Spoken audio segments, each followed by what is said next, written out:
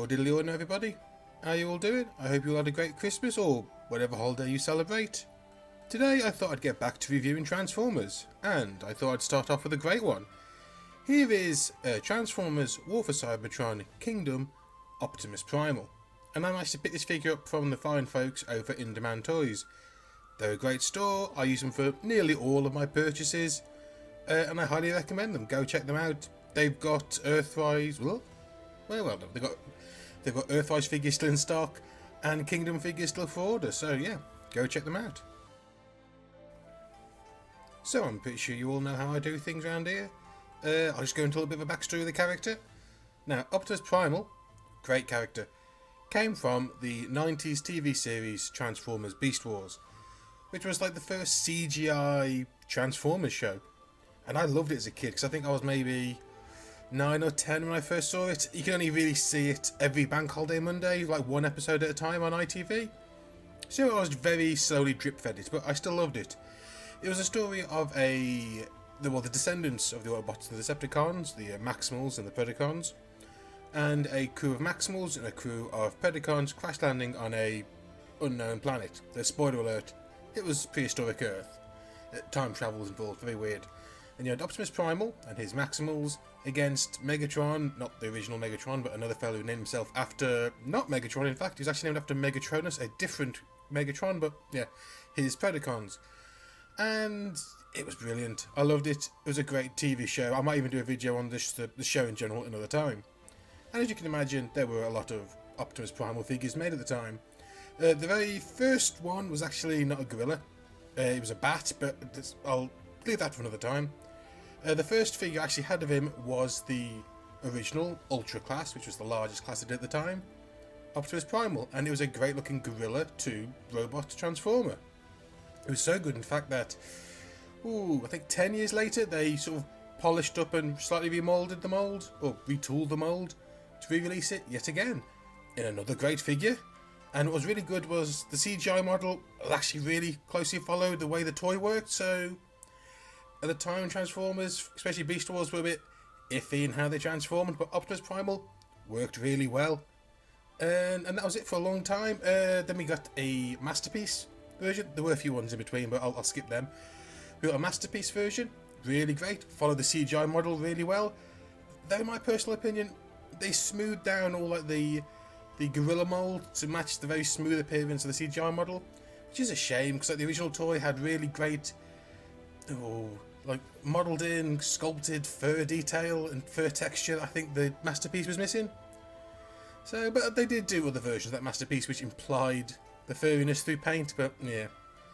And then, as far as mainstream releases go, because obviously the Masterpiece line is a bit hard to get, in the Power of the Primes line, they did a vote on who should be the next Prime released in it, and Optimus Primal won. And yeah, they released an Optimus Primal figure, which was actually really a great one because it was a large figure and a small figure together.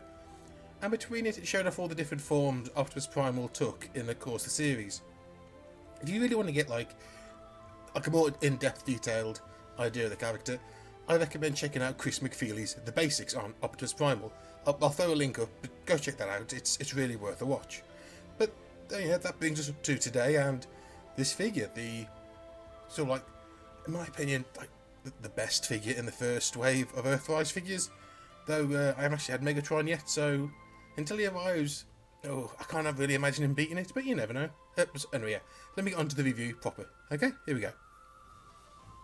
Let me start off by saying this is a really fantastic figure. It is, let's just say it's beautiful. It is a beautiful, beautiful figure.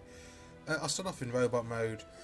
As you can see, this figure has really great painting, really great sculpting.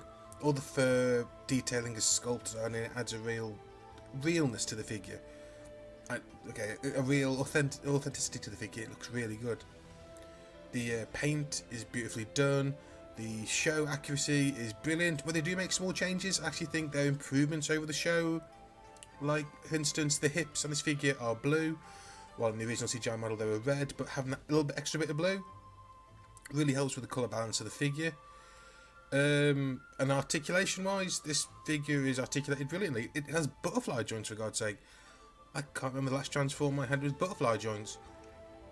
No, I actually generally can't remember the last transform I had with butterfly, with forward-facing butterfly joints. Actually, it's somehow backwards-facing, but it looked really good. Hips, knees, swivel hinges at the ankles, those really great pistons at the ankles that actually work and really support the figure.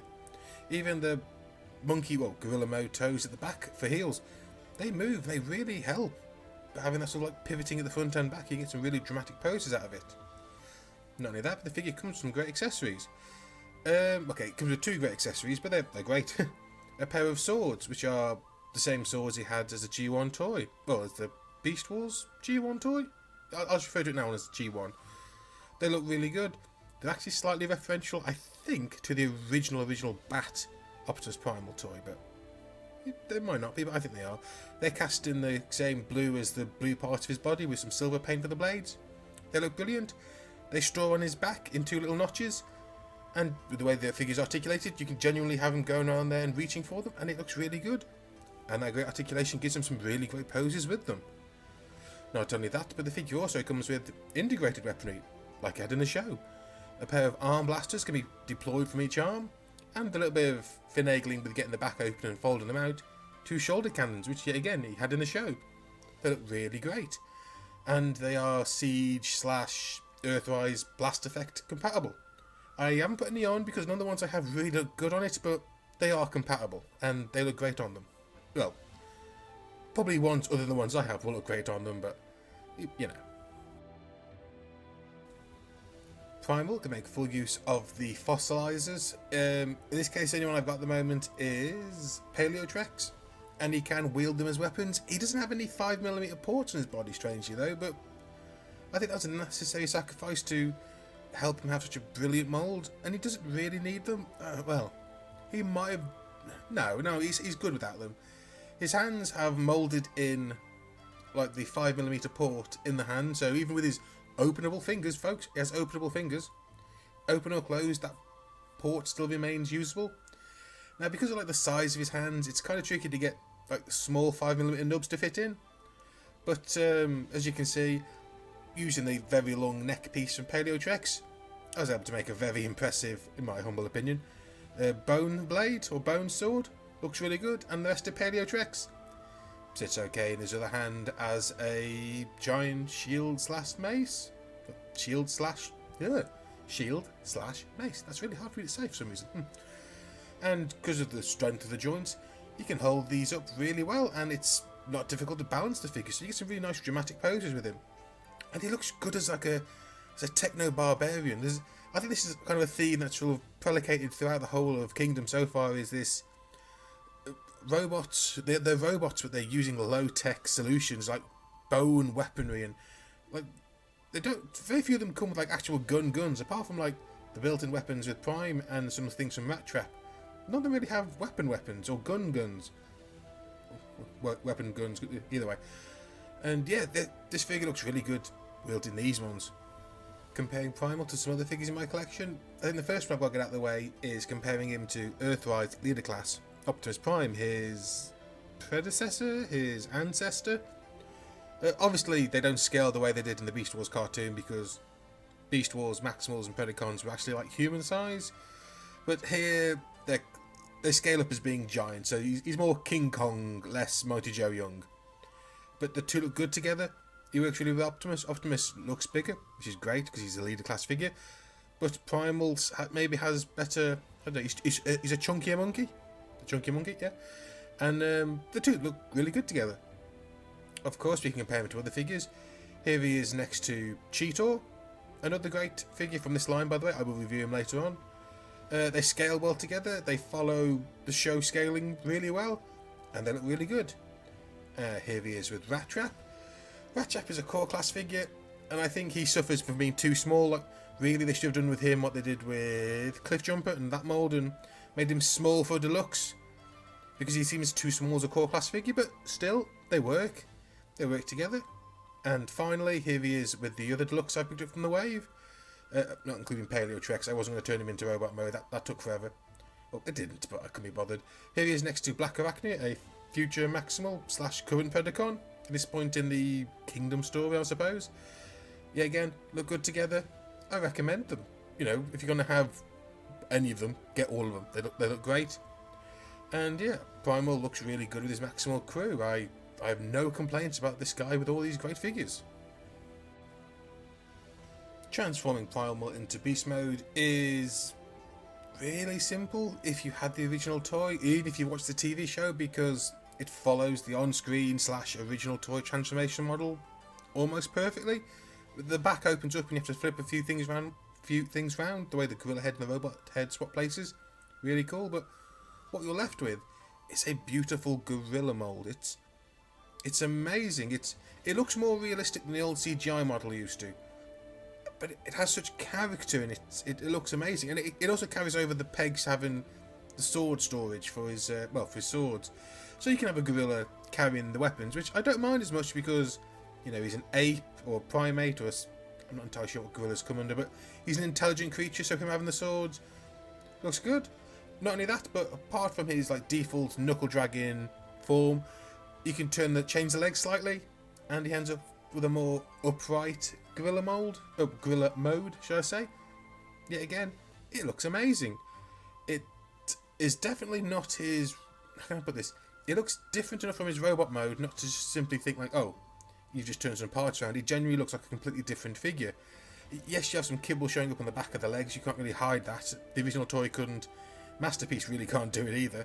And obviously the back of the robot mode feet, but it looks brilliant. And yet again, give him the swords in this mold. In this mode, I've got to stop saying in this mold. In this mode, even carrying the swords, you get a real like Planet of the Apes vibe. It looks really great. And speaking of great, I'm just going to zoom in here. Just have a look at this face sculpt. It is so characterful, so emotive, so beautiful. It's a beautiful face sculpt. I think whoever did this is probably like on the best of Hasbro's game at the moment. This is wonderful stuff. Doing some beast mode comparisons. Here he is next to Optimus Prime in his vehicle mode. It's really weird thinking that like in robot mode Prime is bigger, but in vehicle mode, yeah, his vehicle mode looks so much smaller than Primal's. That's kind of cool.